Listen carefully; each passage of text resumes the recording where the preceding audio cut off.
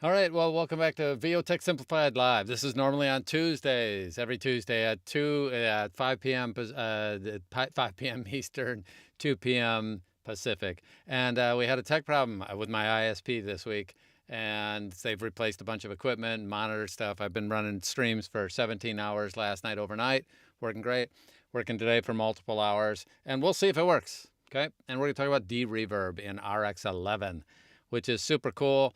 And what's kind of funny is they've taken out dialogue D-Reverb, which was in RX10, and they've replaced it and put it into dialogue isolate. So I was actually live when I figured out, wait, because I didn't look at it before because I realized, oh, you don't need it. So let's talk about RX10, RX11, mostly RX11, what it's doing with dialogue isolate. What's super helpful is because we had a problem with the live feed in terms of my ISP. I've got a 2 gigabyte connection hardwired, and still they had a problem with one of their boxes where the fiber comes into my place. That's been replaced. Everything should be fantastic. You should have good sound, a good picture, but please let me know. I'm blind to what's going on during the middle of the stream. So you can hear me, you can see me, throw a note in there. Super, super helpful, okay? So at the same time, what we're going to be talking, well, I have some examples. So I cooked up some examples here. Of course, most of you know that RX Jumpstart's out there.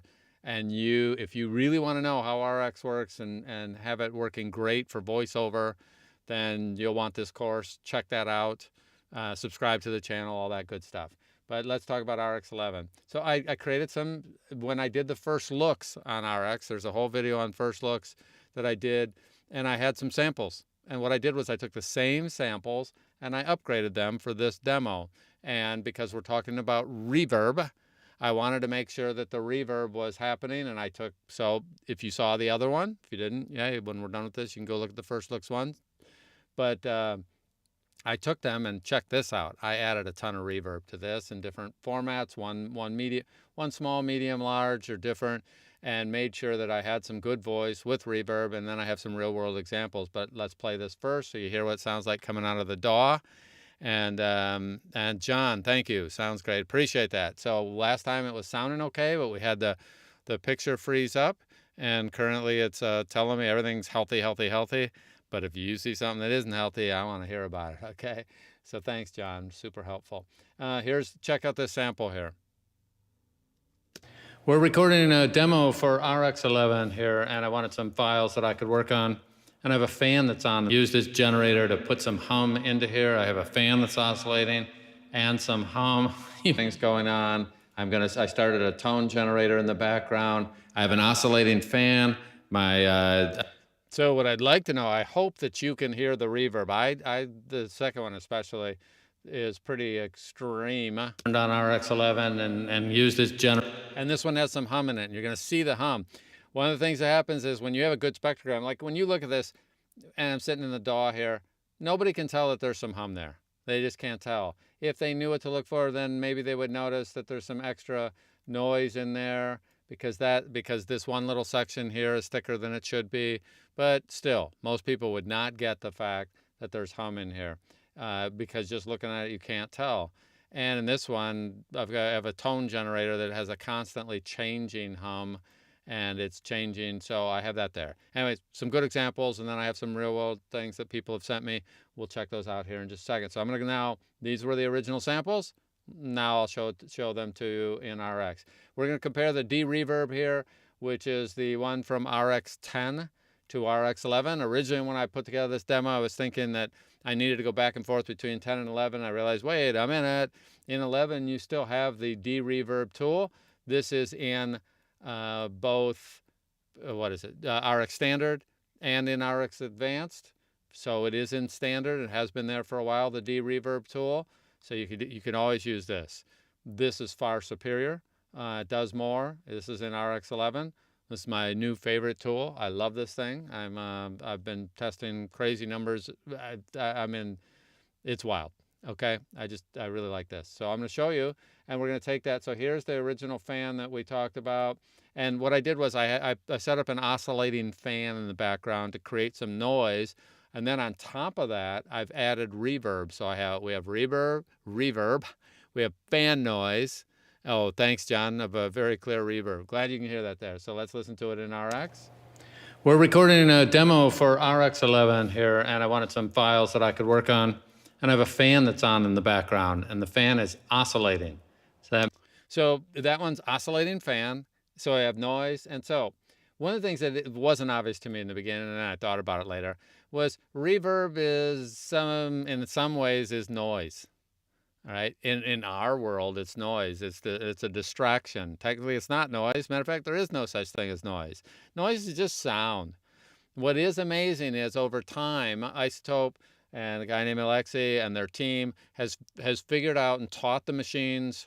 They fed it enough audio for that to start understanding what dialogue is. There actually is a different process. One is subtractive. One is understanding what is dialogue. And the more it understands about what dialogue is, the more it can say, well, anything that isn't dialogue, I can take out. And that's what it's doing. So if we start with RX, well, let me just show you how cool it's going to be, and then I'll show you, because some of you aren't going to care.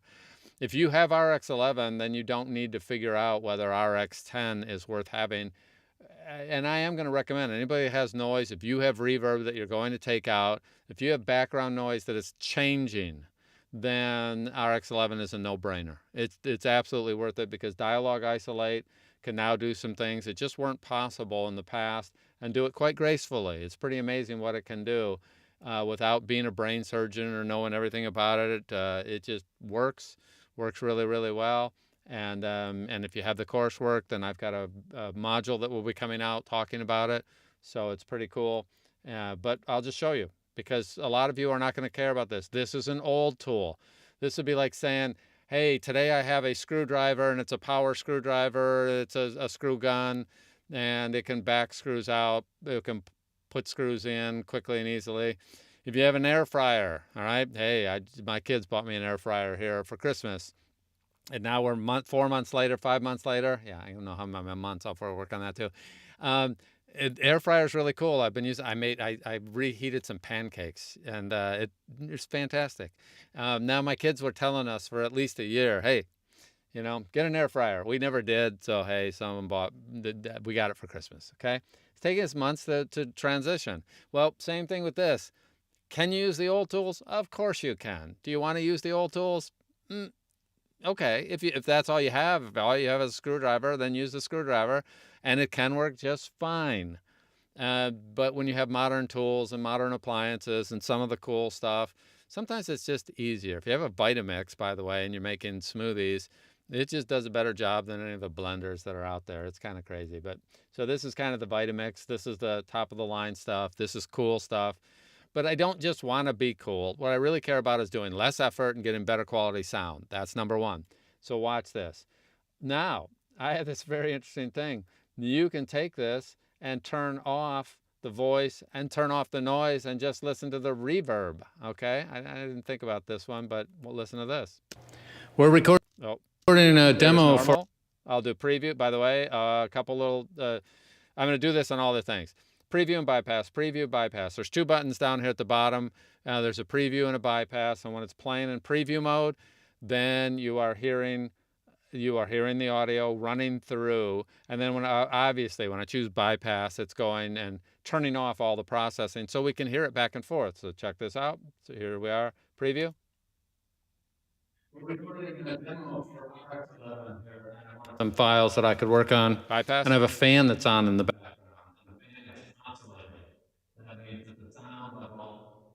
Now it's very faint, because what I did was I turned down the voice and I turned down the noise, and with all that stuff turned down, it's leaving the part that it's going to take out. That's what we want removed. Okay. Now we also want some noise removed, and since after thinking about it here after the thing released, I really didn't think about it during the beta. I was just testing it and testing a bunch of all these different situations and seeing what it could do and seeing what it didn't do well. I really wasn't thinking about it, but really, noise and reverb are the same for us. We want to take them out, and I don't want to have to spend a whole lot of time dealing with it. So I'm going to put the voice back in. And by the way, I've said this before, a double click on any of the faders will reset them to their default. So anytime you're in RX, this works in the old version. If I take this thing down here and I double click on it, Then it puts it at the default. It works across all the modules. It just doesn't matter. I go to spectral to noise and I do a double click here, and that's going to put it at the default of 12 because that's the original value. All right. So anytime you're on a fader on RX, double click on it if you want to reset it to the default. Works really, really well for that. So we're going to take this and I'm going to play it. And while it's in preview mode, you can adjust these things and you can hear them. Now, normally I'm going to have my monitors up to a certain level so I can hear. I have a standard that I always run at.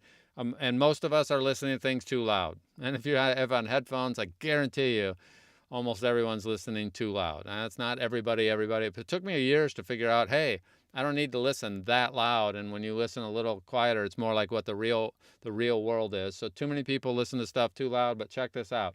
We're going to take this. I'll put it in preview mode. I'm going to bring the reverb down. And then later I'll bring the noise down. But listen to this as this goes down. And I'm just going to take the simple thing. I may increase the sensitivity a little bit, but I'm not going to right now. And check this out. Preview. It's changing. Oh, bonus. If you have a slower machine, right now I have this on best. I'm going to put this on what I would start with the thing that's in standard. This is what's in standard, good or real time. It's there's a higher quality algorithm that you can use, or a higher quality math that it can apply. That's what an algorithm is. It's just math.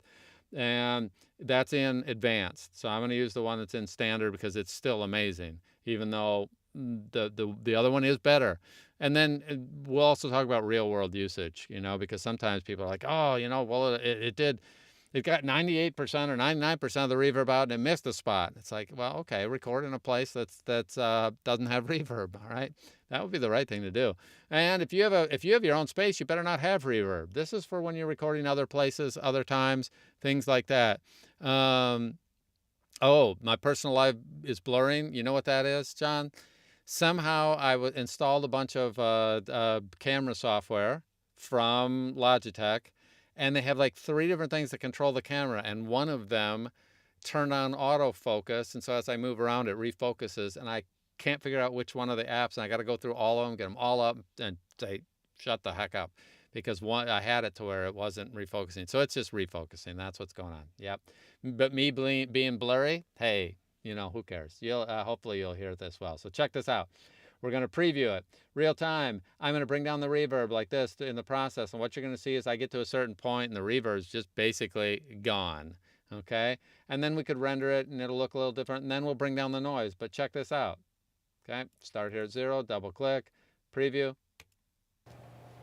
We're recording a demo for RX11 here, and I wanted some files that I could work on. And I have a fan that's on in the background, and the fan is oscillating. So that means that the sound level. So let me just give a quick overview for those that don't know me. Here's how I usually do it.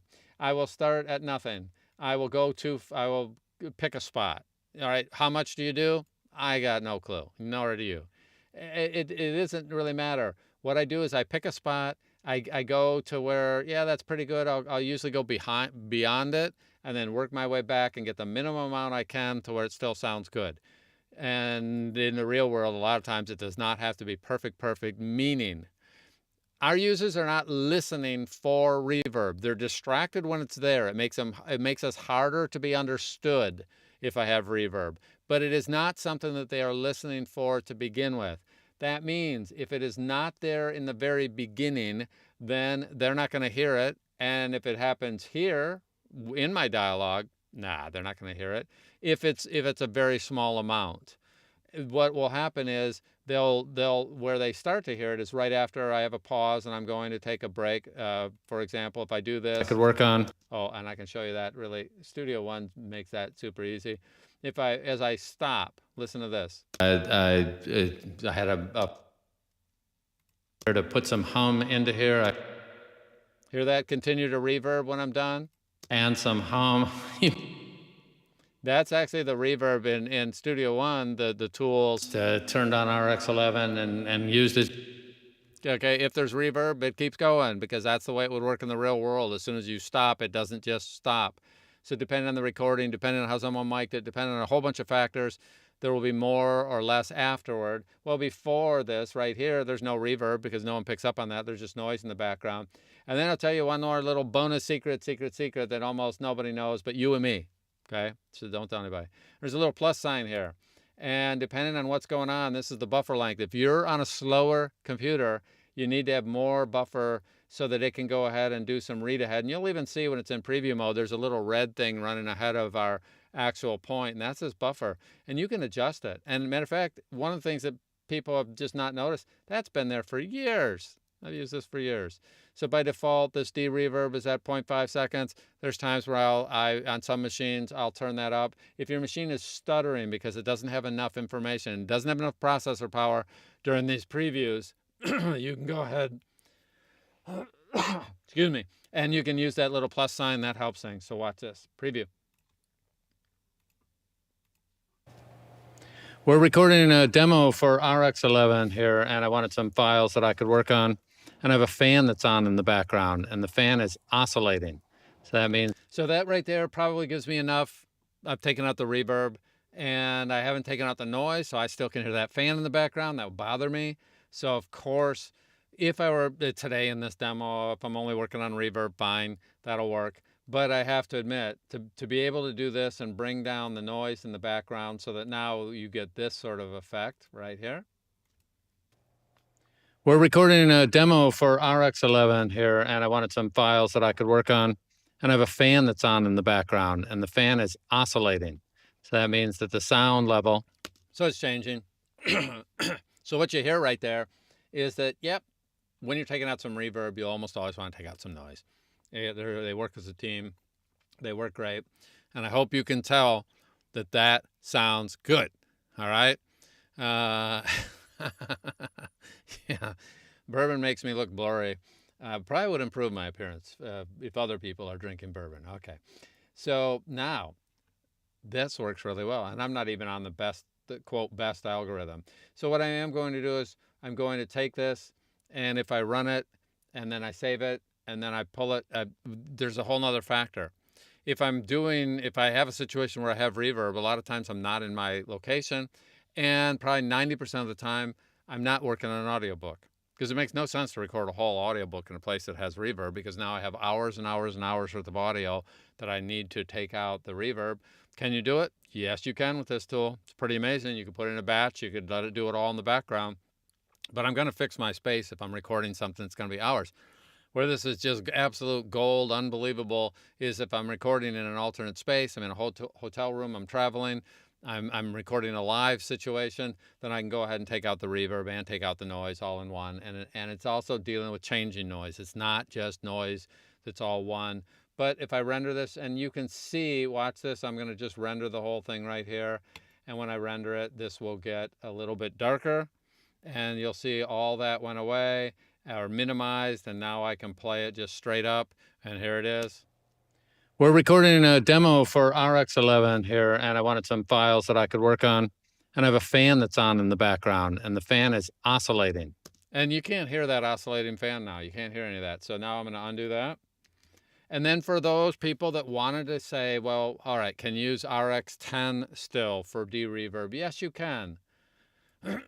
Is it doing everything as well? No, it's not.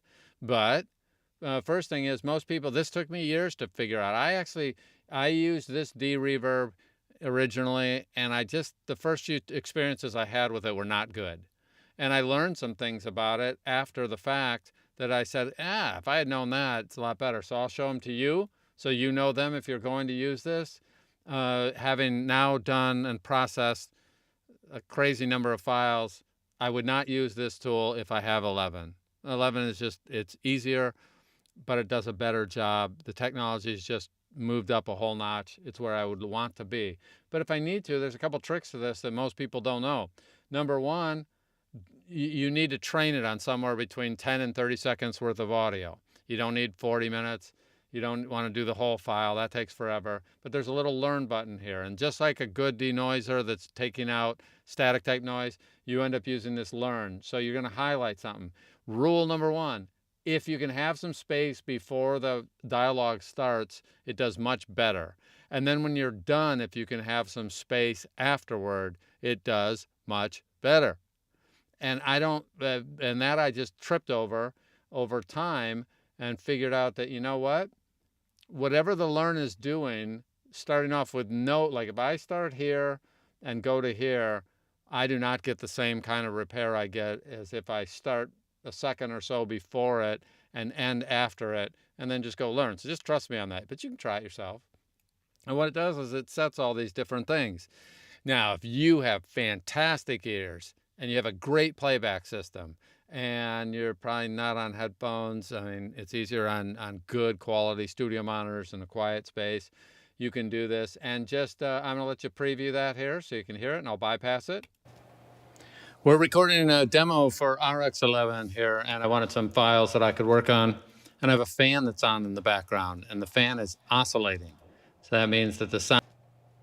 We're recording a demo for RX11 here, and I wanted some files that I... Now I'll tell you, secret. By the way, when I use it 90% of the time, I'll use this enhanced dry signal, and I like the effect of that better. Remember, no one else is going to be able to A/B it and do this kind of thing where they're in here and you preview and bypass. We're recording a demo for RX11 here, and I wanted some files that I could work on. And I have a fan that's on in the background, and the fan is oscillating. So that means that the sound level is changing. We're recording a demo for RX11 here, and I wanted some files that I could work on. And I have a fan that's on in the background, and the fan is oscillating. So you can hear it. Now, it's not too bad. Now, note, you do need to mess with the reduction and how much you want it to reduce. Okay, if you get really, really heavy, it'll struggle at the very high ends in terms of the quality. But if you have reverb, the quality wasn't all that great to begin with, usually in that initial recording. I'll just say that out loud, okay? I'll say the quiet part out loud.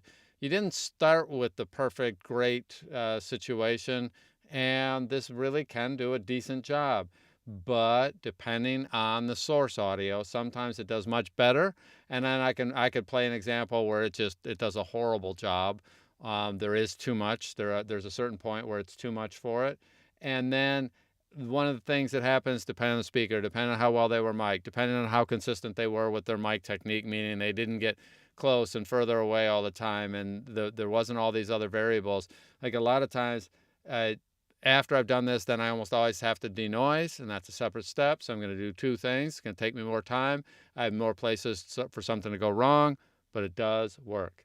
And note, if you take into account a couple things where you have some room tone / noise before the dialogue and some at the end, you will get a much better learned situation than if you just did this. You have to trust me on that right now. I've just done that so many hundreds and hundreds of times and learned over time. Yep. Give me some lead into it. Give me a little bit of space afterward where there's no dialogue, and it does so much better. But it's not touching the other one, and I have two steps, and I need to get both of them dialed in, and then I need to work with the denoiser and take out stuff. And because this is steady state noise, sort of, oscillating fan is constantly changing, I'm going to take out more noise here and here than I took out at the beginning and the end, because I started with less, and it's going to bring it all down the same amount. So just trust me on that.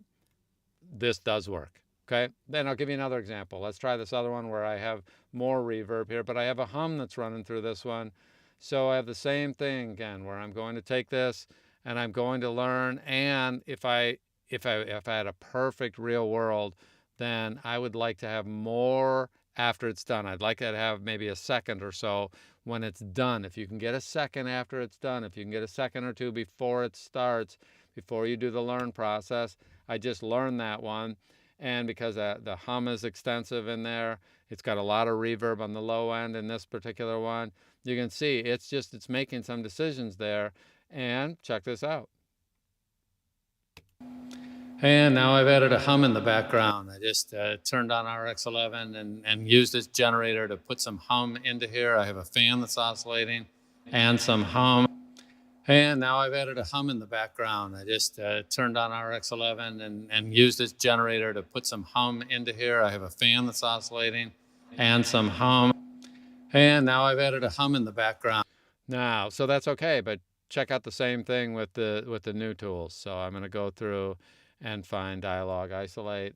And now Don can be lazy, which is good for him. And we can go ahead and I'll close this guy for a second. And let's preview this way. Now, I may have more or less, but matter of fact, I'll just do it in real time for you.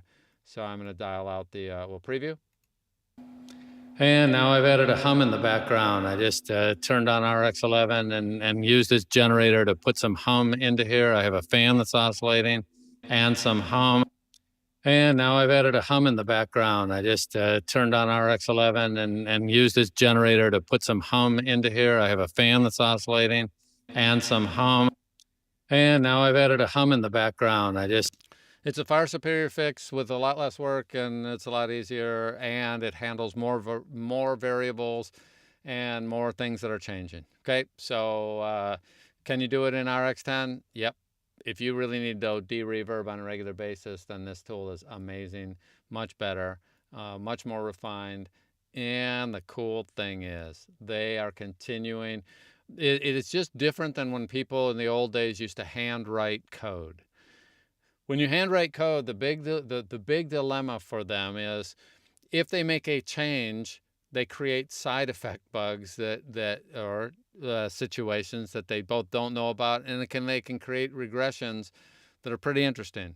The new technology, the more voices they feed, the more cases that they feed the system and because of the way it's set up, they just can upgrade this because the foundation is strong and the tools continue to get better. And I predict this thing is amazing and it'll get better.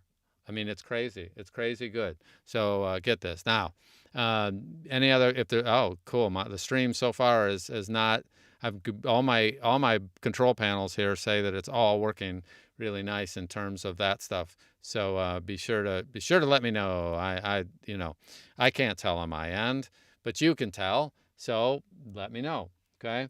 And then let me go. I've got another sample. This is a different reverb. And then this sample, I had, play it for you in the background. I had you can actually see, if you look right about here in the background, I should trace it another way. Let me use I'll use the brush tool. It goes right here. Kind of going like that. You can see one down here that's running. You can see these. All right, there you can see one running right in here. There is just there's a noise that's running up in there. And so when I play it here, go back to the regular tool, play. So this is an absolute worst case example where I have all sorts of things going on. I started a tone generator in the background. I have an oscillating fan. I had a phone just ding here. So this is just a worst case example. So you can hear a lot of stuff going on in there, okay? Now, if you can't hear it, headphones or good speakers, quiet room, you can hear all that stuff. And then this tool, I'm just gonna start off, no, I won't do that. I'll just slowly dial it in because that's the way I do it for real. I start off with nothing. A lot of times, now, it is funny, because this is all one tool, sometimes I'm taking out the noise first and then dealing with the reverb. But as long as you have both of them working, you could do it in either order. And I haven't decided absolutely which way I think is better yet. Sometimes I need to do 100 or 200 samples before I get a feel for. And sometimes there is no perfect, like you do it either way and it'll work out great. I suspect based on, if I was doing it the other way, I would take out reverb first and then take out the noise, because sometimes information in the noise affects it listening for reverb. It did in the old tools. So I would always de-reverb and then de-noise. So I'm going to follow that same thing until I prove otherwise, but I do experiment. And if that changes, I will let you know. Okay. Yeah, dialogue is much better. Where would you recommend this in the effects chain? I would put it before my limiter, but it depends on what else I have in there. Okay, so some of it depends on what you have. But fairly early in the process, let me back that up. I would declick always first. I would go ahead and run I'd run a high pass. I would declick, do any of my declicking type stuff, and then I would run this stuff at that point, okay? And so now we've got a really bad case. I added crazy amounts of reverb. I added a different type of reverb than I used on the first two samples, and check this out. So I'm going to turn it in preview, and while I'm previewing it, I'll mess with these, and what you're going to see is I'm just messing around here, and I don't have my monitors up at a level. I have them quieter because I don't want them to feed back into you. I could turn off my mic and do it, and let me do it to get that better. But listen to this. So this is an absolute worst case example where I have all sorts of things going on. I started a tone generator in the background. I have an oscillating fan. I had a phone just ding here. So this is just a worst case example, and you'll be amazed at what we can do here. It's pretty crazy. Now I'm going to do one other thing. For those of you who have RX Advanced, I'm just using the one that's in standard right now. And if you're dealing with a case like this and you have this sort of case coming up all the time, then hey, and you're going to end up investing in advanced at some point if you have this coming up all the time. My son, who's a big time sports broadcaster and ends up being on the road sometimes to broadcast and has to do voiceovers while he's on the road in a hotel room, I'm gonna just tell him, hey, get advanced. You need it because of what you're doing and you're on the road and you're having to record in really crappy locations at points. When he's in his regular studio, he's got a great studio. He doesn't need, he'd never be using D-Reverb at all. He's not gonna need dialogue isolate. Man, he just barely has some voice denoise on that, and it's like, that's almost too much. So you don't need it if your room is super well treated, but there are places where this stuff is just gold. Now I'm gonna go to the higher end stuff, okay? And it's pretty spectacular, but we'll preview it here. So this is an absolute worst case example where I have all sorts of things going on. I started a tone generator in the background. I have an oscillating fan. I had a phone just ding here. So this is just a worst case example, and you'll be amazed at what we can do here. It's pretty crazy. Yeah, so it's taking all that. Now watch this. I'm gonna just go ahead and render, and I will render this thing, and it will take out, and you'll even see this line down here at the very bottom here. It'll be greatly diminished. Watch this here. As soon as it's done, I just did the whole thing. Okay, now people go, oh, I can see that. Yeah, you can see that, but here's the interesting thing. Measure it. Okay, we have this thing down here. We have waveform stats, and I'm going to take that, and I'm just going to take a little sliver here, and I just want to measure and see what it looks like. All right, that is pretty amazing. It's at minus 77. There are a lot of people, a lot of adults that would never hear that. See how bright that is? Now, since it's all the way out on its open, all the way in the open on its own, you know, if it's me, I'm going to go ahead and take spectral denoise, and I'll turn on instant process and spectral repair, excuse me. And I might do that right at the end, just so I don't have anything at the end. And of course, I would have taken out the rest of this crapola here. This is just noise. And I would have done that. And that's just because I'm pretty anal about not having any noise before or after my audio. But when they're in the middle of it, that was happening. But listen back to this thing. So this is an absolute worst case example where I have all sorts of things going on. I started a tone. And I also, while I was making these samples, I worked hard to make bad samples, okay? I mean, it's a lot of work in that I moved closer to my mic and away from my mic while I was talking. I wanted to simulate, you know, somebody who isn't paying any attention to the details, happens.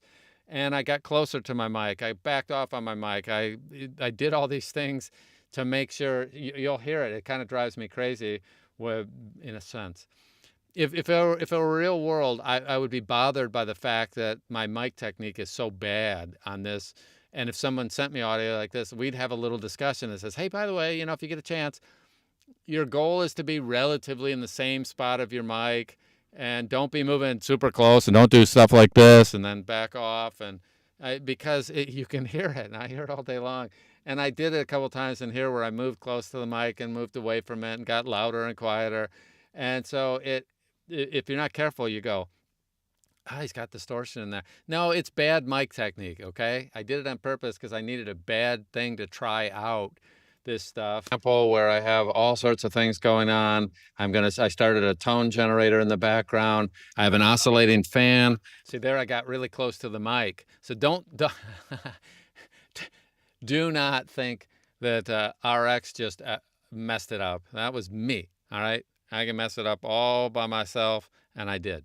And I just was trying to get some bad examples, quote unquote. I wanted some real world things. But now let's try a couple real world things. And if anyone has a question, be sure to throw it in there. Oh, what I didn't do, though, let me do one final thing here on that one. This one is a little tougher because it was so bad. So if I take this thing here and make sure I have this one, yeah. All right, let me get rid of all that stuff. All right, this one's a little tougher on the on the old version of the RX10, regular D-Reverb, whereas right here, all right, this one's just tougher. There's more going on. It's a different kind of reverb. And I will go ahead and highlight some of it. So I'll give myself a second into it or so. Take a couple seconds in. Let me zoom out. And we'll start with a couple seconds. And that helps. And then if I can, I'm going to find a spot to end where there's a breath in there. That's a little tougher. If I have a perfect world, I don't want to stop right at the end. I want a little space, but there's a breath there. And there's noise going on. And I will learn this guy. And, you can see when it's pulling all these sliders so high at the top, it says that it's a very long reverb. And that kind of room, I mean, most people are not going to be recording voiceover in those types of rooms. I simulated a pretty large space, almost like being in a church with nobody in the church. So then you have a bunch of reverb that are happening in most churches or a cathedral or certain performance spaces. And when doing that, when I run this, I'll preview it for you. So this is an absolute worst case example where I have all sorts of things going on. I started a tone generator in the background. I have an oscillating fan. I had a phone just ding here. So this is just So this is an absolute worst case example where I have all sorts of things going on. And you can hear it all day long, all right? Even without trained ears, most of you hear that. And I don't want to say, so there is a little dirty secret. A lot of times when I'm done with one of these samples, I can put one, I'll throw one back into Studio One and I'll do something. Many of them are going to have a little music bed. And if I'm in the real world, it's going to have music or background. And if I were to put some music in the background, let me just take this one here and I will copy it. So I'll take this, drag it down, copy, and I'll mute this track. And when I play this at the end, So this is an absolute worst case example where I have all sorts of things going on. I started a tone generator in the background. I have an oscillating fan. I had and so what am I saying? I can hide things. It's like I got put on a hat. So my hair's all messed up. I can put on a hat and then you don't realize, how bad I look or whatever. You can do that kind of thing. And a lot of times a voiceover is going to have some music in the background. It's going to have the sound of a park in the background. It's going to have something going on in the background because the real world has background sounds. And when you take them all out, voice sounds funny. It doesn't sound natural. So a lot of times in the real world, I will have those. So I could take this D-Reverb and I wouldn't take as much out. I would be taking out less, leave a little reverb in there. And I would go ahead and add some background wherever I could. And if it's going to have music, fantastic. If it's going to have the park or an office sound or the sound of a stadium, like I'm sitting out, or the park. I mean, the parks are really good. You can do park and outdoor scenes. And depending on what else is going on, then I can hide some of this reverb in the background. Audiobooks, no, don't do that. Anytime we have naked voice and trying to impress a client so that I get more work, well, that's a different thing. Then I want this tool. If you're going to try to impress clients with naked voice, then you need to have Dialogue Isolate working if you want the best chance. Can I do it with this? I can still make it reasonable. I can still make it pretty good, and I could push this a little bit more, but context matters, okay? So the best you can, your goal is to first have a great place that you're recording from. That should always be the case. If you can't today, you can use the tech. And if you're recording in another location, hey man, then you have all sorts of wiggle room here. And cheat, use the tech. I do it all the time. And I do have clients, by the way, that are in a location temporarily that is not their normal. I even have some rather famous people that you would recognize their names if you did a little bit of searching. You'd go, oh, that person's amazing. They've done X hundreds of books, and they're actually pretty amazing. and then they move. And then for a short period of time, their new location doesn't have a great studio while they're building it. And they're recording in a place that's not so great. And what are we doing? Yeah, we use some tech against it, and nobody knows that the publishers they're going to don't realize that they've moved. And then then they get a space built, and they kind of build it out, and then a couple months later we reduce the tech, and they're doing great. Okay, so you can do that kind of thing. But this is a lot harder because not only do I need to remove the reverb, but then I'm going to go ahead and it learned that. You heard some of the artifacts in there. There's also background noise, and I need to run a second pass into the background. All right, I hope you guys get a whole lot out of that. What I guarantee you is this is like two things. It's an absolutely amazing tool today. Remember, this is not the first one of these. This is like their second generation. They had a ton of time to learn because Dialogue Isolate has been part of advanced. Yeah, I want to say it came out in RX8, but I'd have to open that to really figure that out. And of course, I'd have to go to all my apps and go into my iZotope folder, which of course I'd have to know my alphabet. There we go. And RX 4, 5, 6, 7, 8, 9, 10, 11. I'm going to open, let's try 8. I think Dialogue Isolate was in 8, but I don't remember. And is it there? Is it there? Dialogue Isolate is in 8. Okay, you can see it looks totally different. We had to do more there. It may have even come out in 7. So they had a lot of time to work with it.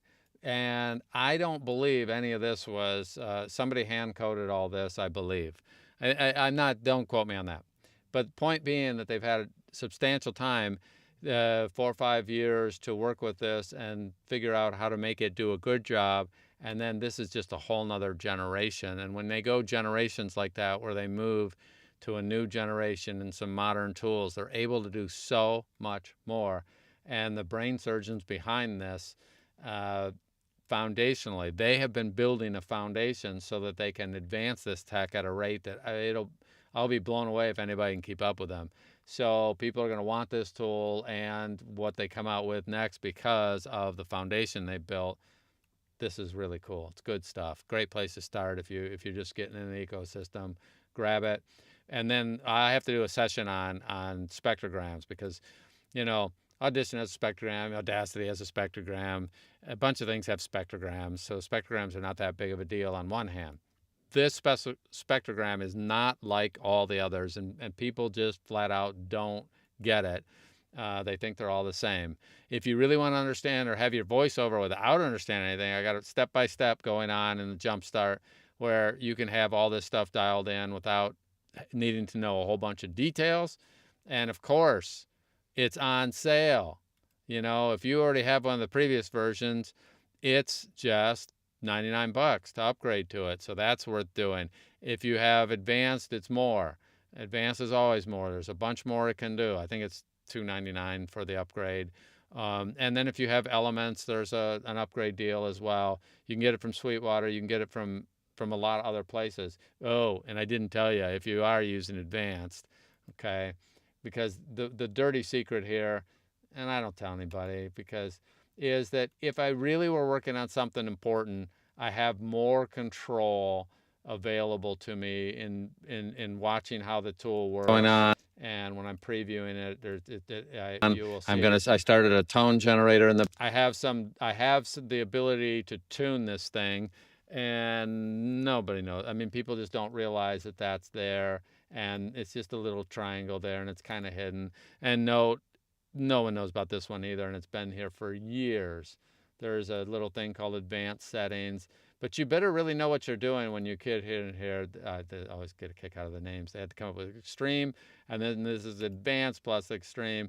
And all I can say is don't touch these unless you know what you're doing. Or you're willing to invest the time to know what you're doing, because I've spent thousands of hours doing denoising stuff, literally. I mean, it's just thousands and thousands and thousands. I mean, tens of thousands of files. And I had access to a gentleman who was the original author of this. So when I had questions, I'd call him, say, hey, if I'm doing this or that or this, and I would show him a specific project, and he'd be able to help me with it if I needed it, okay? But what I recommend is if you understand, you can destroy audio very quickly. I love these tools because it's really hard to destroy things. What I will say, I'm almost never running these at the absolute max for different things, but you could, okay? Not you could. And if I want to hear this one, just the reverb, and I preview this. So this is actually the worst case example where I have all sorts of things going on. That's what it's taken out. Really, really good stuff. Really good stuff, okay?